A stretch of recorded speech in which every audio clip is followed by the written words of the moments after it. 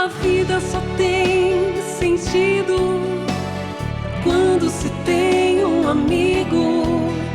O abraço é o melhor abrigo. Eu sou teu amigo, conta comigo.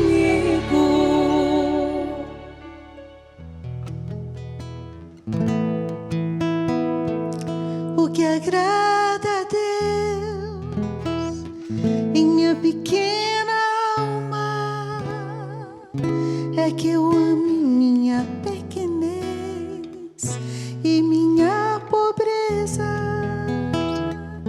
O que agrada a Deus em minha pequena alma é que eu ame minha pequenez e minha pobreza. É a esperança cega que tenho em sua misericórdia. É a esperança cega que tenho em sua misericórdia. É a esperança cega que tenho em sua misericórdia. É a esperança cega que tenho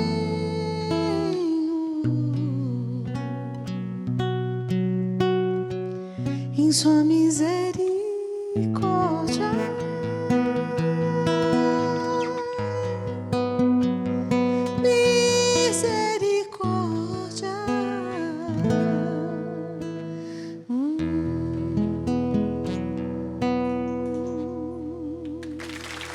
Nossa, que coisa mais linda, meu Deus do céu. Ziza Fernandes com a gente, cantora, compositora, missionária católica, conhecida por sua sensibilidade, sua profundidade. Ao falar de fé, ao falar de dor, ao falar sobre sentido de vida, tem uma trajetória linda, marcada pela música, sem dúvida nenhuma, mas marcada por uma forte formação humana. Minha gente, eu tenho a alegria de trazer uma das maiores referências na Igreja Católica quando o assunto é arte. Seja muito bem-vinda. Querido, obrigada. É um presente estar aqui, é uma honra, né? Sempre um privilégio poder dividir a vida. E dividir a vida ao seu lado, aqui no Conta Comigo. Um violão e uma boa voz resolve tudo mesmo, né? Um violão e uma voz. Vamos começar aqui com uma coisinha suave, né? Depois a gente vem aqui com mais instrumento, mas é bom, né? Aí você que está em casa, né? Agora, 3 minutos de um novo dia que está só começando. Você já conhece o trabalho da Ziza, conhece porque ela é muito forte, muito conhecida. Mas talvez você que está aí trocando de canal parou agora, nossa, que voz diferente, que calma que eu senti. Então eu dou também as boas-vindas, não só a você que está sempre comigo, mas a você que está comigo hoje, quem sabe pela primeira vez. Seja muito bem-vindo. E eu quero apresentar o livro A Beleza das Cicatrizes, da editora Ângelos e Oficina Viva. É o lançamento, esse livro é lançamento da Ziza. Ziza, primeiramente, que coisa mais linda, né? A gente percebe que é uma obra de arte, né? Um trabalho realmente muito lindo. Imagino o investimento que vocês tiveram que fazer. 4 cores, né? Tudo. 4 cores, o livro todo. Não tem jeito. Para mim, se não tá... É para fazer? Se é para fazer bem feito. E as habilidades precisam estar unificadas. Eu sou apaixonada pela beleza, pela arte, você sabe. Não tenho a menor condição de eu escrever sobre o assunto da alma humana sem acompanhar e amparar com uma proposta artística condizente ao assunto, né?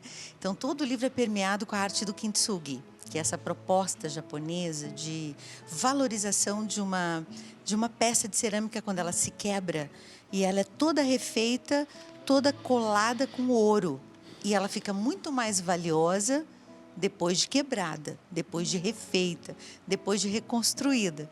Que nem a gente. Agora, nesse momento da vida, a gente é bem mais interessante, bem mais cheio de beleza, cheio de riqueza. E esse detalhe aqui que você está se referindo? Exatamente. Você vai ver que em cada capítulo tem uma fotografia de um kintsugi diferente. Eu nunca mas é esse detalhe. tinha pensado nisso.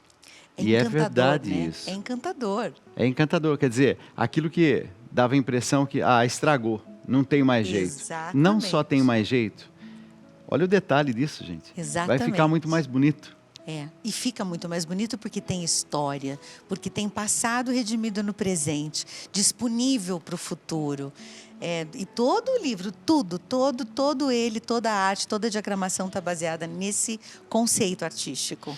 Para você que está me acompanhando agora e diz assim, Dalcides, eu queria ter esse livro, porque ao longo desse programa você vai perceber a importância desse livro. Eu comecei a ler esse livro, eu não parava mais.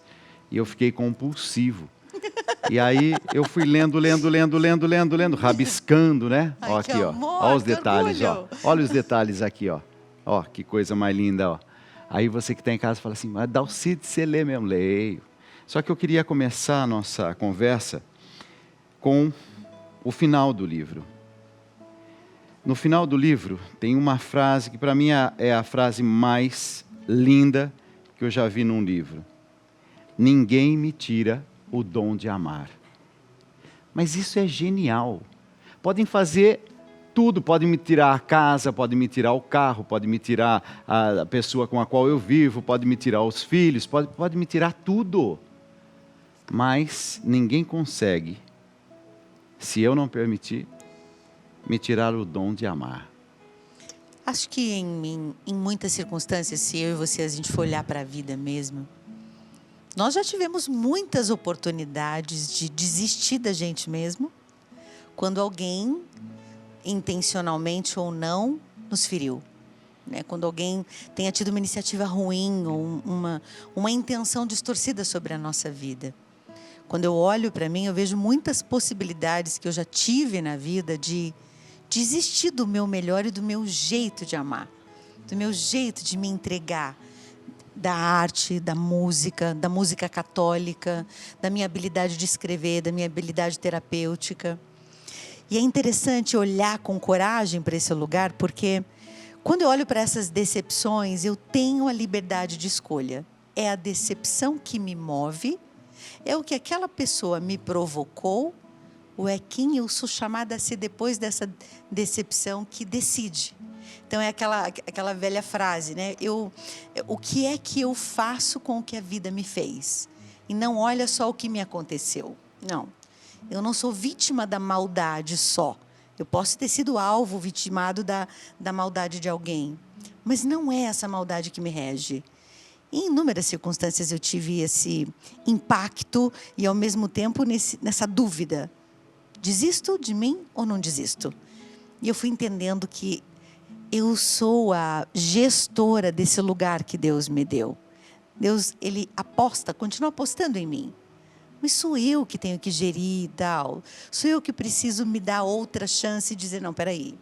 Não é o que me fizeram que vai me definir. Mas é o que eu decido, de novo. Numa sempre experiência de estar me refazendo. Isso nas estruturas de trabalho, nas relações profissionais, nas relações de projetos. Toda semana a gente tem uma novidade. Ai, meu Deus, de novo. E aí, todo dia, toda semana, todo mês, eu sou provocada a proteger o meu dom de amar. Não é de gostar de alguém, é de amar com a vida mesmo, né? Nesses dias, pensando agora, né, no que você está dizendo, mas nesses dias minha reflexão foi assim, eu nunca vi alguém chegar diante de Jesus e Jesus dizer para ele que o seu caso não tem jeito. Aham. Não é verdade? Todo mundo, até aquele moço que era muito rico. Então Jesus chegou para ele e disse, ô filho, mas para me seguir você vai ter que deixar tudo. E aí diz o texto, o moço ficou triste virou as costas e foi embora. Mas Jesus se emocionou naquele momento, porque Jesus queria, mas ao mesmo tempo respeitou a liberdade. Esse moço não ficou com Jesus ali, daquela forma, mais próximo. Mas Jesus deu a ele a possibilidade. Só que algumas exigências são necessárias. Mas eu não vejo ninguém que Jesus olha e diz assim, não, o seu caso é um caso perdido. Excelente, excelente. É isso, verdade, não é? E é verdade, mas às vezes a gente tem um posicionamento sobre nós mesmos como um caso perdido. Eu não tenho jeito. Ai, não tem mais. Ai, e aí entra num lugar de vítima como se, olha o que me fizeram. Se eles que me fizeram não arrumaram, eu não vou arrumar. E, na verdade, não é bem isso o lugar da dignidade humana. O lugar da dignidade humana, ele corta as dependências, corta as projeções, por mais sensação de injustiça que a gente tenha, por maior que essa sensação seja, tem um convite. Tem várias coisas que eu não gosto no meu meio. No meu meio como terapeuta, no meu meio como artista, como professora. Eu, na idade como adulta... Católica. Ave Maria, por essa parte. Mas tem várias coisas que eu não sou de acordo. Eu penso, isso aqui não está certo. Mas e aí? Como é que eu respondo? Eu respondo como uma rebeldezinha? Ou eu me junto num grupo cheio de ideologias para pensar em grupo e não sentir a responsabilidade personalizada?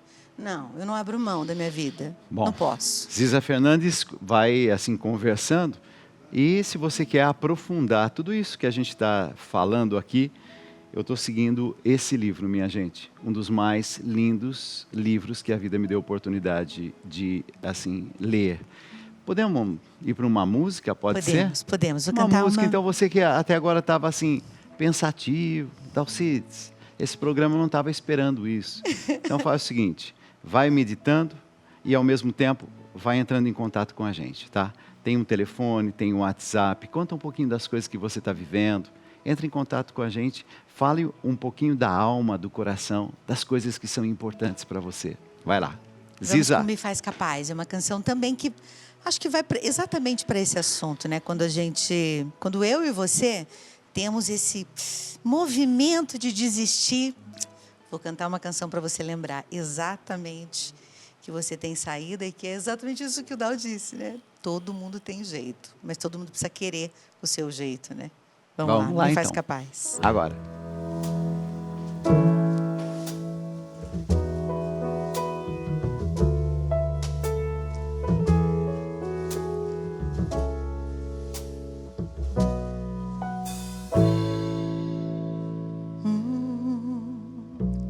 Seu olhar me trouxe aqui. Já faz tanto tempo que eu me despedi. Quis outro caminho pro meu coração. Eu quis voar. Quero lhe contar por onde andei e o que sobrou de mim quando eu duvidei da primeira vez que você me olhou. No seu calar, entendi, eu vim pra recomeçar. Tenho tanto pra andar e eu só preciso ouvir a sua voz. Eu não quero mais me esconder de mim mesma e nem de você. Ainda há tanta vida por viver. Você me faz capaz quando já não posso mais. Você me faz voar quando não posso nem andar. Seu amor me faz seguir quando nem sei por onde ir. Quando penso que estou só, ouço seus passos.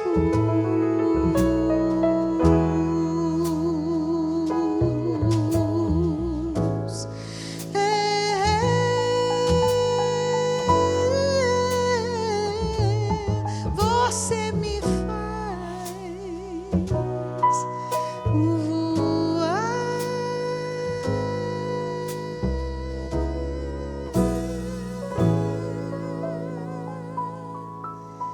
Quando penso que estou só, ouço seus passos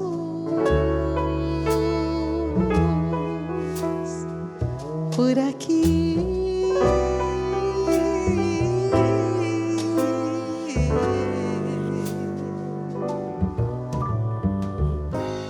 No seu calar entendi, eu vim pra recomeçar. Tenho tanto pra andar e eu só preciso ouvir a sua voz. Eu não quero mais me esconder de mim mesma e nem de você. Ainda há tanta vida por viver. Você me faz capaz quando já não posso mais. Você me faz voar quando não posso nem andar. Seu amor me faz seguir quando nem sei por onde ir. Quando penso que estou só, ouço seus passos por aqui. Você me faz capaz quando já não posso mais. Você me faz voar quando não posso nem andar. Seu amor me faz seguir quando nem sei por onde ir. Quando penso que estou só, ouço seus passos por aqui.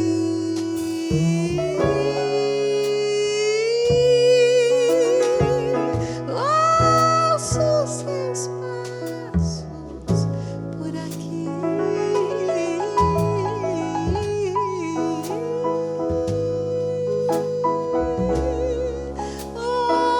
Ouço seus passos por aqui.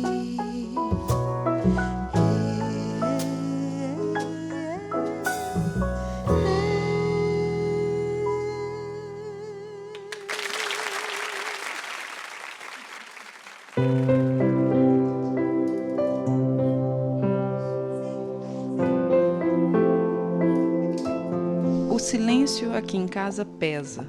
Faz anos que não falo com meus filhos. A gente brigou, disse coisas duras e cada um seguiu o seu caminho. Achei que o tempo ia curar, mas ele só aumentou a distância.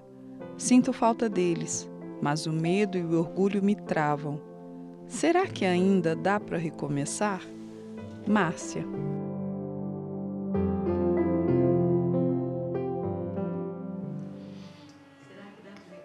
Tudo a ver com o que a gente estava falando antes, né? Completamente.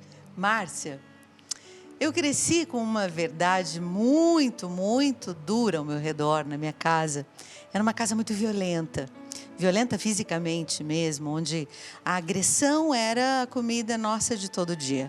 Agressão física, agressão verbal.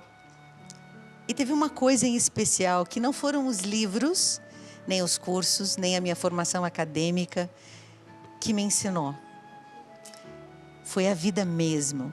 E eu aprendi que quem ama mesmo dá o primeiro passo. Quem ama mesmo dá o primeiro passo. Mas eu sei quanto custa um ego esmagado. Ou seja, aquilo que a gente tem de ímpeto, de ter razão. Eu aprendi 3 frases bem duras e muito importantes. A primeira delas é saber dizer, eu te amo. Depois, a gente diz eu te amo de várias formas, né? Com uma comida gostosa, um presente, uma delicadeza. A segunda coisa é, me perdoa. Que talvez seja também uma muito árdua, mas a mais difícil é a terceira. É conseguir dizer, você tem razão. Dar o outro ao espaço, mesmo que quando a gente sabe mais e está mais sábio, já viveu mais no caminho, às vezes mesmo que a gente tenha razão lá no fundo, A gente sabe o nosso lugar e deixa com que o outro ocupe com mais segurança aquele lugar que ele está precisando de razão para poder se saber perdoado e para poder se saber amado. Márcia, dá o primeiro passo. Ai, mas eu vou me sentir mal. Dá o primeiro passo. Mas e aí, o meu valor? Dá o primeiro passo. Porque não é o orgulho que deve reger as nossas decisões, os nossos diálogos. Aprenda a esmagar o pedaço certo do seu interior para que outros lugares mais importantes, mais altos, mais sábios, mais amorosos, ganhem mais espaço. Eu sei, o que eu estou te dizendo não é uma coisa fácil nem simples. Mas eu posso te dizer com a vida que funciona, dá certo e é o único caminho que eu acredito. Não acredito em outro, não. Você sabe que a vida, ela parece simples, mas às vezes ela se complica e por coisas que a gente poderia, com um pouco mais de, quem sabe, sabedoria, a gente poderia tirar de letra. Nesses dias, alguém me escreveu e eu achei interessante porque me disse assim que tem uma dificuldade enorme de conversar com o esposo. E dizendo que toda vez que tenta falar alguma coisa, ela percebe que não dá resultado. Então, isso foi por e-mail, né? Porque algumas pessoas vão me escrevendo, né? E eu disse para essa pessoa, se você começar a fazer críticas já no início da conversa, a possibilidade dessa conversa dar certa não vai para frente. Eu achei bonitinho porque aí, acho que um dia depois, me disse, nossa, parece que você está lendo meu coração. Tudo isso que você foi descrevendo é exatamente do jeitinho que eu faço. E eu fui escrevendo assim, o que não dá certo, né? Levantar a voz, falar no momento de turbulência, já começar assim, com críticas. Se impondo, né? Se impondo. Tudo isso está fadado à falência, né? Assim, não vai dar certo. Eu achei bonitinha porque ela botou aqueles RS, né? Aquele risinho, né? E disse, nossa, parece que você está lendo, você sabe exatamente como eu faço. Eu disse, então, essa forma, ela não vai dar certo. Às vezes, nos nossos relacionamentos, o que está faltando é um pouco mais de sabedoria mesmo. E a sabedoria é sempre humilde, né, Dal? Por isso pedir a luz do Espírito Santo, sabe? Tem uma oração que eu costumo fazer, que fui ensinado quando eu ainda era muito menino, muito criança, mas a oração diz, vinde Espírito Santo, enchei os corações dos vossos fiéis e acendei neles o fogo do vosso amor. Enviai o vosso Espírito e tudo será criado e renovareis a face da terra. Como isso foi importante. Eu me lembro que ainda menino eu sabia que em alguns momentos, quando eu não sabia ao certo que caminho seguir, pede a luz do Espírito Santo. Talvez seja essa a oportunidade. E dá certo. Sempre dá certo. Eu tenho que dizer que dá sempre certo. Sabe quando eu tinha estudado muito para a prova? Me lembro como se fosse hoje. Assim, estudava muito para a prova. Mas me dava aquele nervoso, sabe? Eu falava, ai meu Deus, parece que está tudo meio confuso. E aí eu começava a fazer essa oração. Automaticamente, eu ainda menino, vinha uma serenidade, uma calma, uma paz. Então, segurança, né? Segurança. Eu não estou sozinho. Exatamente, a gente não está só, exatamente o que eu ia dizer. A gente precisa saber que não está só. Às vezes a gente pode pensar mal de nós mesmos no gerir um diálogo, né? E tem um conceito na logoterapia que se chama autodistanciamento. Que às vezes a gente precisa ficar um pouquinho longe do que a gente mesmo sente para conseguir lidar com o que o outro nos provoca.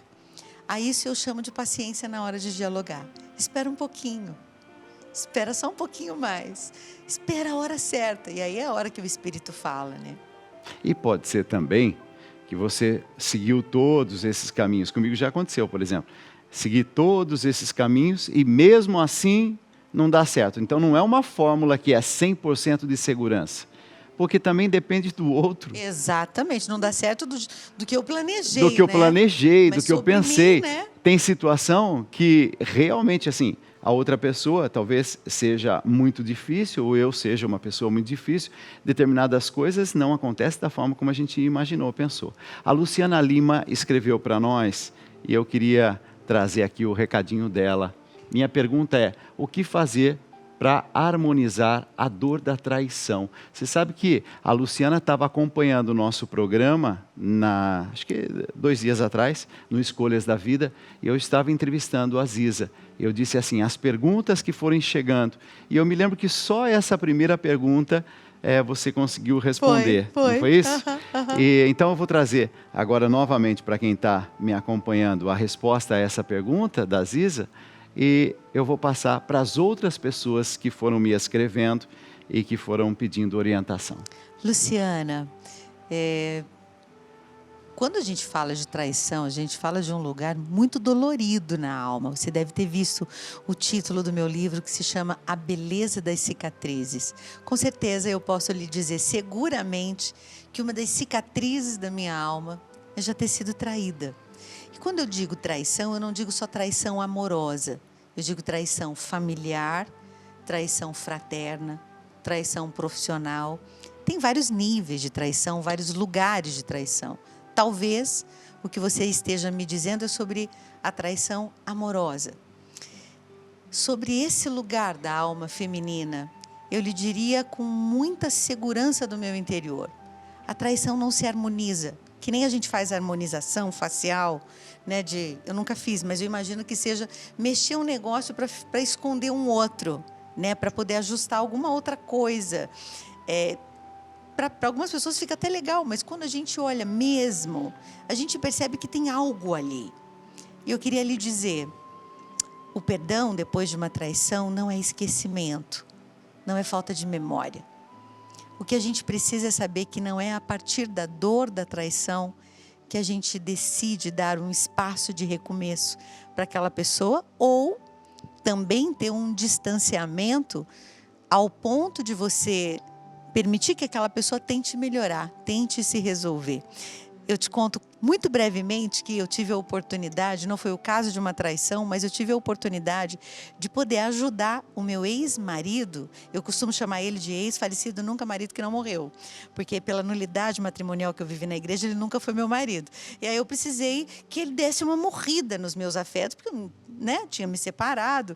E aí eu fui vivendo esse autodistanciamento de um jeito corajoso, forte, até chegar o dia que eu consegui ajudar o meu ex-marido, meu ex-nunca falecido marido que não morreu, a casar de novo. Eu pude desejar o bem para ele. Eu pude literalmente ajudá-lo com a documentação do casamento, de nulidade, para ele poder ajustar a vida dele na igreja. E foi um momento muito importante para mim. Naquele momento eu entendi e decidi que mulher eu seria.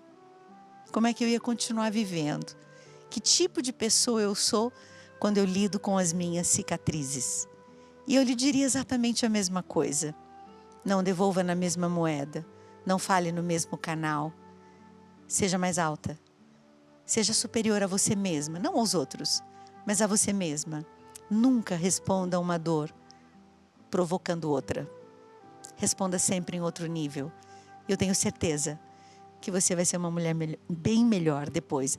Pelo menos é como eu me sinto, bem melhor. Tem mais perguntas. A Fernanda Torres, né? Escreveu para a gente. Vamos lá.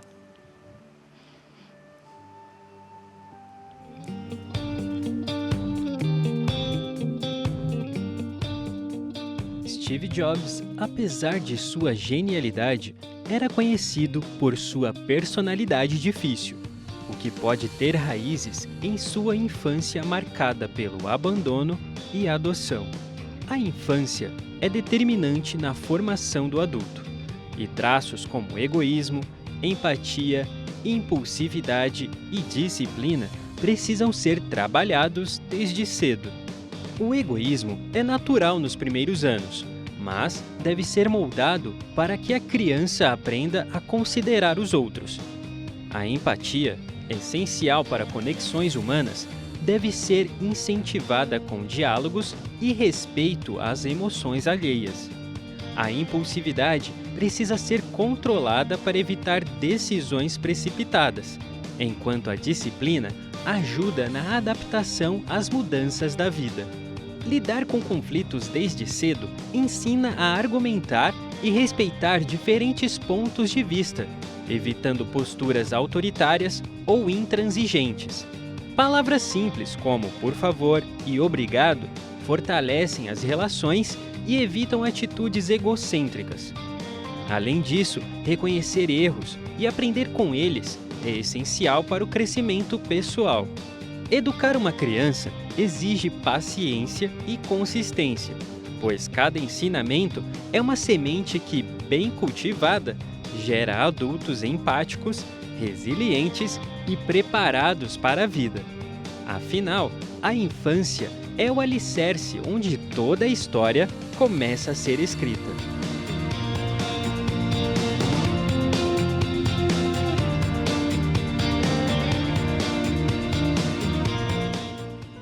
Eu ia colocar a pergunta de alguém que me escreveu, mas a gente coloca daqui a pouquinho. É interessante isso que a gente acabou de ouvir, né?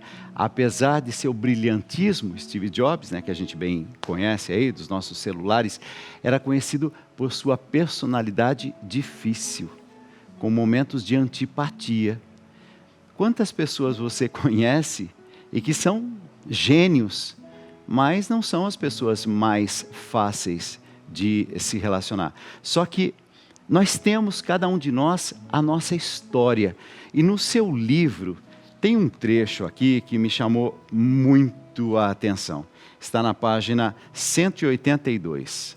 E nessa página desse livro maravilhoso, mais lindo livro que eu vi nesses últimos tempos, essa beleza, né, das cicatrizes, você diz assim: as minhas heranças não mandam em mim. Mas isso me tocou de uma forma tão forte, porque, em outras palavras, você está dizendo assim, tudo bem, a gente pode ser de uma família difícil. Você fala, inclusive, 60% a 70% das famílias latino-americanas são desintegradas. Então, todos nós sabemos que a gente vem de famílias, muitas vezes, famílias bem desorganizadas, famílias difíceis, tivemos experiências terríveis. E você diz, as minhas heranças não mandam em mim.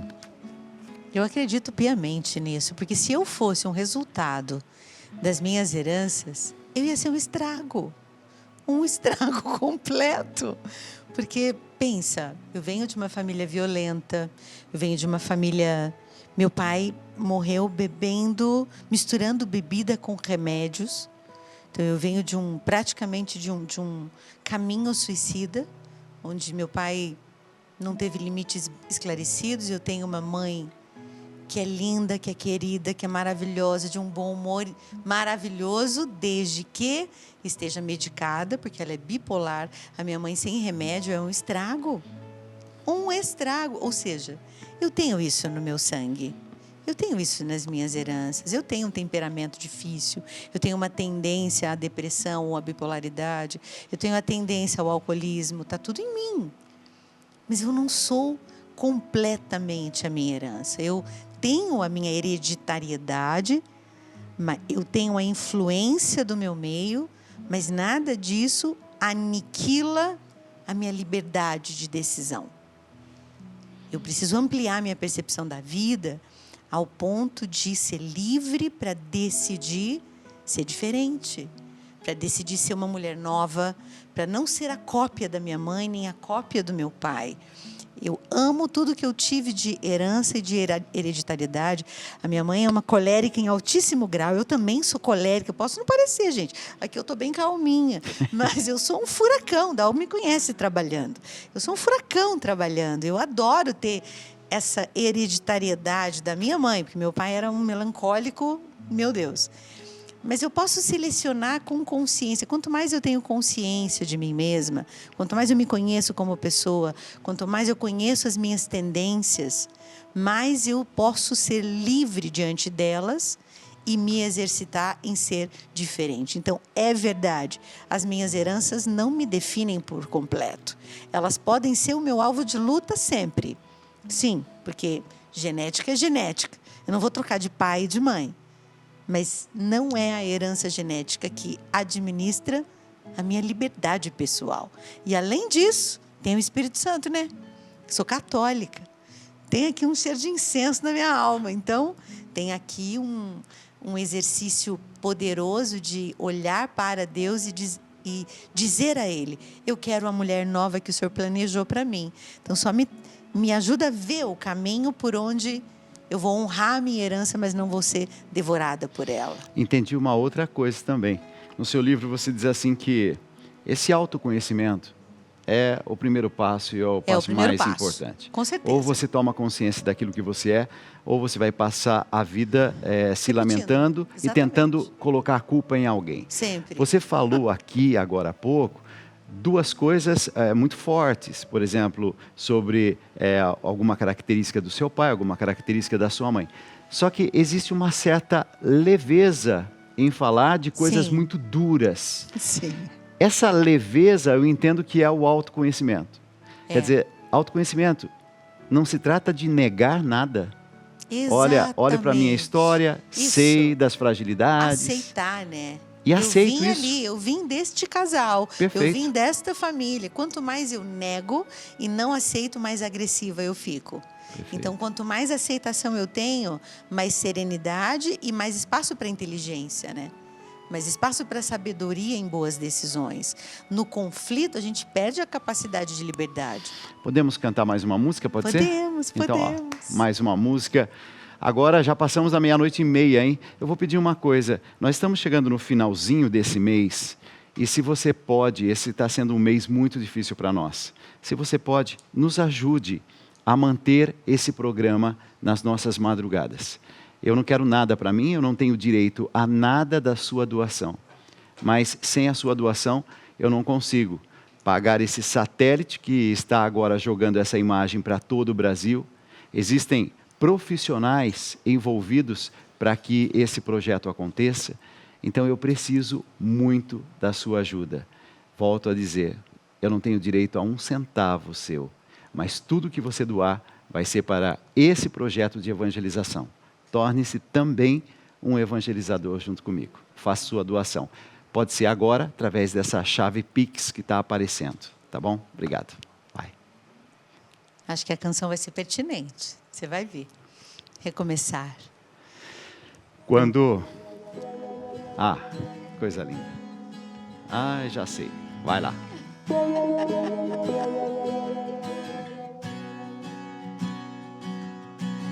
Recomeçar a viver, esquecer o que passou, na gratidão aprender, parar para reconhecer que o que ficou foi amor. Recomeçar a andar, sentir a fé num olhar, só no silêncio entender que 3 são um em você e o que sustenta é amor. Todo mundo tem direito de errar, mas também tem o poder de perdoar, para seguir em paz e decidir seguir. Todo mundo tem a fé para se unir, mas também tem o direito de chorar, se o coração doer, mas conseguir dizer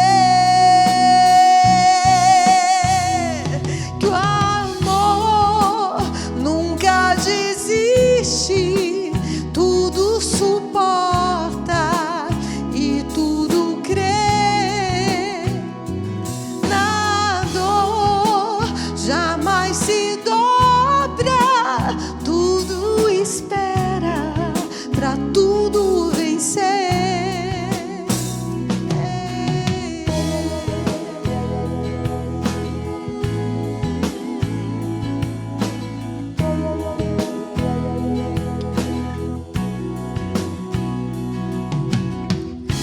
Todo mundo tem direito de errar, mas também tem o dever de perdoar, pra se olhar em paz e decidir seguir. Todo mundo tem a fé pra se unir, mas também tem o direito de chorar, se o coração doer mais, conseguir dizer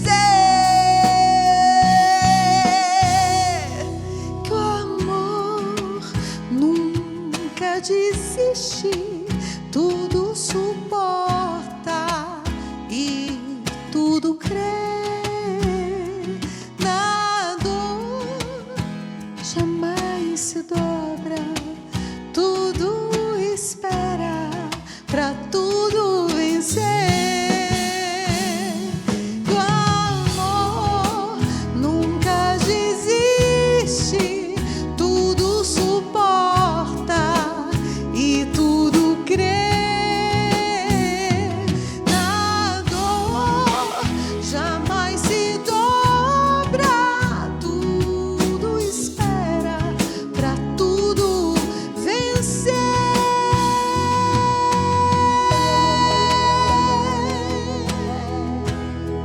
O amor nunca desiste, cada vez mais sábio. O amor.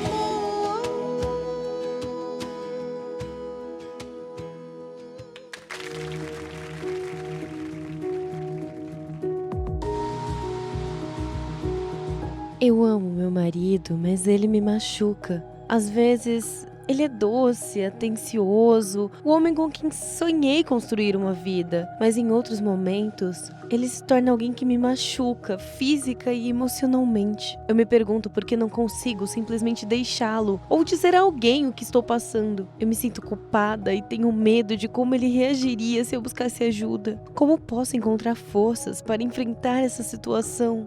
Anônimo.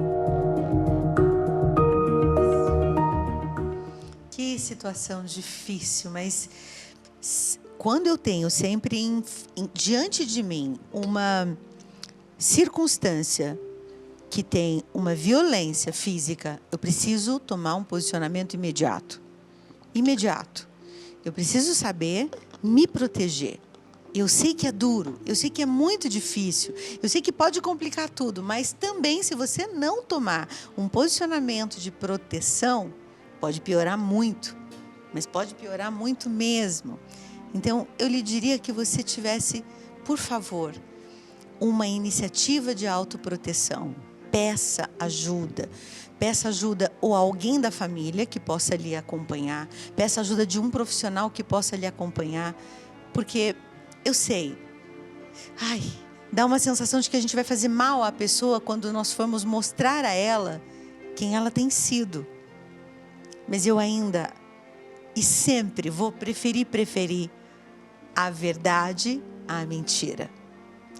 É doloroso e difícil, mas você merece e precisa de proteção, de cuidado e de dignidade.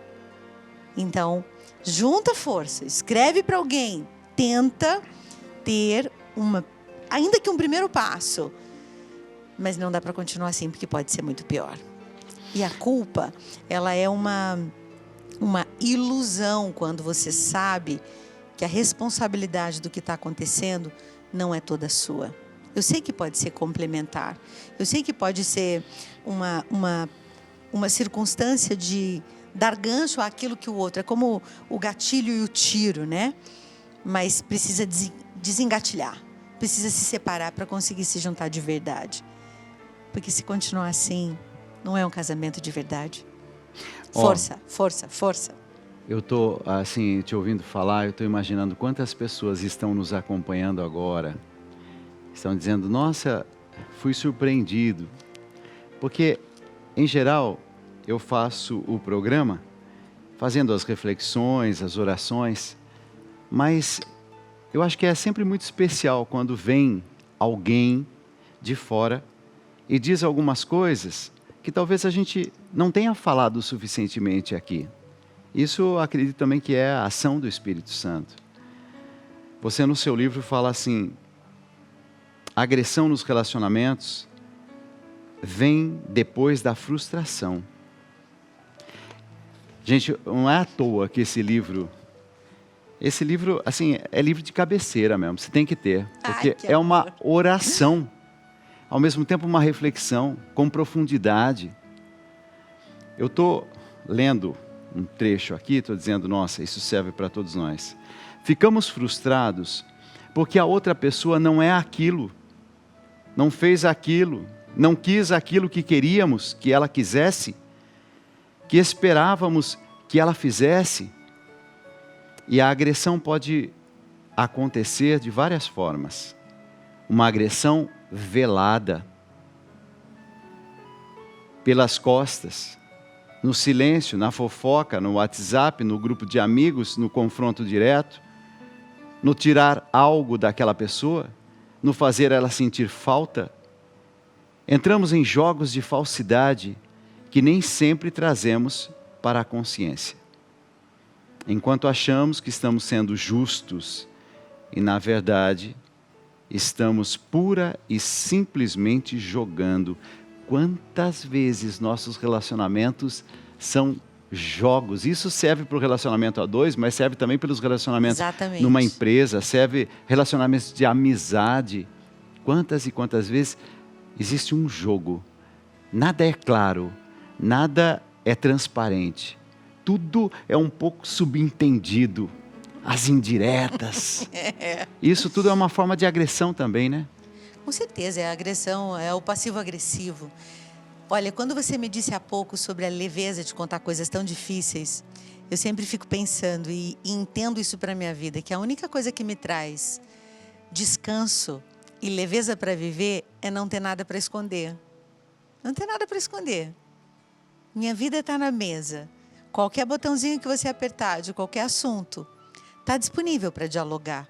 Está disponível para ser dito. Eu não fico aqui, ó, na defensiva, né, com aquela coisa, não, você não pode saber, você não pode contar, você não pode isso. Pois é, quanto mais coisas escondidas, mais agressivos nós vamos ficando e as camadas de agressividade em nosso comportamento vão aumentando. Porque às vezes o que a gente tem são mentiras que a gente conta pra gente mesmo sobre o que já fizemos e a gente não tem coragem de pedir desculpa, dizer que ama e dar a razão ao outro, né? Então, a leveza de viver é sempre uma vida assumida. Quem é você de verdade? Como é que você vive de verdade? Desfaça os jogos. Eu estou aqui, eu estou no programa do Dal, eu estou feliz que ele está promovendo o meu livro, eu estou feliz com o espaço musical que ele me dá, com a confiança que ele me dá. Está tudo bem claro. Não tem nada escondido aqui. E é uma delícia, porque você sabe que está vivendo essa vida aqui, que a vida não está ficando para depois. E eu acredito mesmo que esse é um caminho de cura para os nossos relacionamentos. Dizer a verdade. Por mais dolorosa que seja, e aguentar a consequência, porque toda mentira tem consequência. Sabe? Até que você encontre a verdade mesmo, né, Dal? Eu vou trazer o recado da Fernanda, depois tem um outro recado que é um pedido de música, mas em Beleza das Cicatrizes, somos convidados a enxergar dor e imperfeições como partes essenciais da nossa história. Você acredita que é possível amar verdadeiramente as próprias cicatrizes enquanto ainda estamos no meio do processo de cura? Ou isso só acontece depois que a dor já foi ressignificada? Eu não sei se eu tenho uma iniciativa de amar as minhas cicatrizes, né? Eu amo as pessoas. Amo as pessoas que me deixaram cicatrizes ou que eu decidi continuar amando-as após as cicatrizes que a gente construiu juntas. Então, não sei se uma marca de uma circunstância é o meu motivo de amor, mas é o lugar de onde eu parto para amar mais. Amar não é uma coisa simples, gente. Amar é difícil, sim. Amar alguém quando aquela pessoa ela é, né, obscura, obtusa, não diz tudo. Aí você julga, olha aquela pessoa que ela nem fala direito comigo. Quando, na verdade, aquela pessoa só sabe expressar o medo que ela sente daquele jeito. Ela está se defendendo, ela está se protegendo. Então, toda pessoa é um estímulo para uma resposta de amor. Nem toda pessoa é um estímulo do jeito que eu gostaria de receber, mas toda pessoa é um estímulo de amor. O problema é o seguinte, o programa está quase terminando. Oxi, Mas já. Oxi. Mas nós vamos atender um pedido de música do Walter já. Mas achei tão bonito na página 195 desse livro maravilhoso. Está escrito assim: não existe a possibilidade de conceber vínculos sem dialogar. Não há como desenvolver uma relação adulta, duradoura, sem o esmagamento interior, sem humildade. Eu acho que a gente está vivendo num tempo de tanta agressividade que essas palavras assim, elas voltam na mente da gente como assim, retorno ao essencial. Ou você dialoga, ou você tem humildade nos seus relacionamentos, ou a gente vai continuar cada um puxando de um lado essa corda. Arrebentados, né? Arrebentados, essa é a palavra, impressionante, né? É isso. Não tem a possibilidade de você ter um amigo fiel, um vínculo. Não precisa ser um vínculo que você está todo dia, toda semana juntos, mas você sabe que tem raiz e que vai ser duradouro porque foi construído na verdade, ou foi reajustado na verdade. E também não cabe todo mundo na nossa vida, não, Dal. Nosso Senhor teve 12 discípulos, um não valia nada, a gente precisa lembrar disso, né? Que Judas existe. E que a gente precisa reconhecer, e de preferência que a gente não seja o 12º, né? Mas eu sempre digo isso, a gente não pode se iludir de que todo mundo vai ser lindo, olha o que fulano fez, não estou acreditando, olha só, que decepção. Quando, na verdade, decepção é sempre resultado de uma expectativa infantil. A gente tem que saber que o outro está tentando também, e saber se posicionar. Mas, para mim, não tem a menor possibilidade de vínculo sem diálogo, sem verdade. Não tem. A gente tem um pedido de música, mas antes do pedido de música, que eu vou encerrar o programa, eu queria, antes da mensagem também final, né, que eu vou te passar agora, eu queria pedir para você, se você pode, me ajude a terminar esse mês. Tem sido um mês de março muito difícil. Se você pode, estenda a sua mão, venha, nos ajude. Eu preciso da sua doação, eu preciso da sua mão estendida. E eu realmente, assim, quero te dizer com alma, com coração, eu preciso de você. Não vai dar tempo de eu trazer um testemunho, queria até trazer o testemunho da Silvia. Silvia, muito obrigado, tá? Por você mandar o seu testemunho. Hoje não vai ser possível, mas mesmo assim, te agradeço muito por você ter contado um pouquinho da sua história. Mensagem final, o que faltou eu perguntar ou você dizer e eu mostro aqui em detalhes. A mensagem final é que eu quero voltar, entendeu? Eu quero voltar. Isso sempre, tá? Eu acho que a gente pode voltar nesse livro quantas vezes você quiser, porque o caminho da beleza das cicatrizes, em mim, em você, em quem está com a gente assistindo, é o caminho da vida, é o caminho de cura sempre. Estarmos prontos, intactos, perfeitos, nunca vai acontecer. Mas a alegria do caminho, de ver beleza e da gente ter o direito de se transformar e o dever de se melhorar, está disponível para nós todos os dias. Eu lhe desejo esperança, que é o próximo, inclusive. O próximo volume, esse é o volume 1. O próximo volume vai se chamar As Cicatrizes da Esperança, né? Por onde a gente vai com esperança. Eu fico o meu convite para você, se você quiser conhecer mais sobre a imersão terapêutica Travessia, meu projeto de terapia de grupo, em que eu tenho várias datas, você pode entrar no site zizafernandes.com/travessia 2026, você vai conhecer todos os temas do ano. Então, espera um pouquinho só. Quem está agora aí nos ajudando, coloca os dados agora do livro, porque eu quero indicar, inclusive, para quem quer adquirir o livro, né? Perfeito, ótimo. O melhor caminho, eu acho que é a editora Ângelos, né? Ângelos Editora é o melhor caminho. Então, nós vamos colocar aqui para que você tenha como referência. Obrigado por ter vindo, a beleza da cicatriz. Ave Maria, eu que agradeço. Canta a última música? Canto. Foi pedido do nosso Walter, coloca aí o recadinho do nosso Walter. Então, vamos lá. O Walter disse assim, Vitória é o que vem depois da cruz. Era o lema presbiteral do padre Cleiton Jorge, da Diocese de Osasco, que faleceu em 2021 em decorrência do Covid-19. Ele cantava muito essa música. Gostaria de pedir para a Ziza Fernandes cantar em forma de homenagem e quero dizer também que a cicatriz do luto ainda se faz presente em mim. Walter, Que lindo, meu Deus. Que Deus te abençoe e te proteja. E que seja de Nossa esperança, né? homenagem ao Padre Cleiton. Obrigada, viu? Pelo Obrigado de espaço. coração. Obrigada, Eu vou ficar aqui, ó, obrigada. dando destaque a esse livro lindo, maravilhoso. Obrigada, obrigada. Entre em contato e peça esse livro aqui. Obrigado. Vai lá. Bora.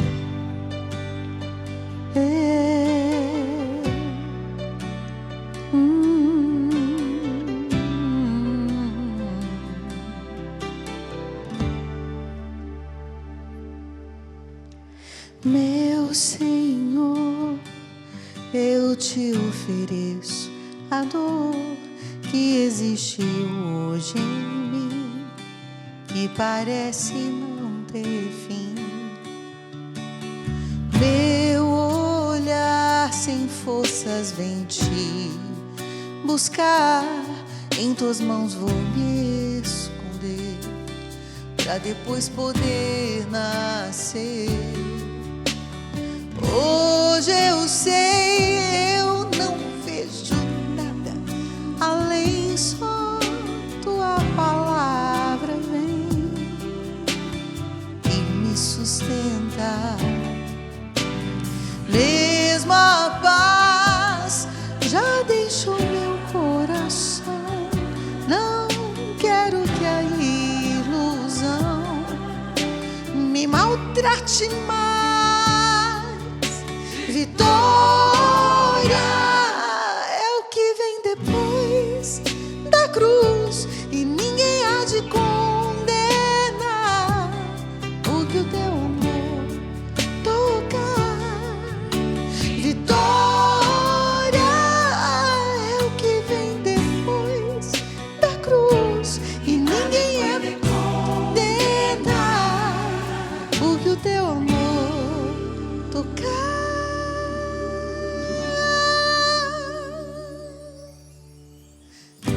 Senhor, eu te ofereço a dor que existe hoje em mim, que parece não ter mais fim. Meu olhar sem forças vem te buscar, em tuas mãos vou me esconder, pra depois poder nascer. Hoje eu sei, eu não vejo nada além só tua palavra vem e me sustenta. Mesmo a paz já deixou meu coração. Não quero que a ilusão me maltrate mais. Vitória é o que vem depois da cruz, e ninguém pode condenar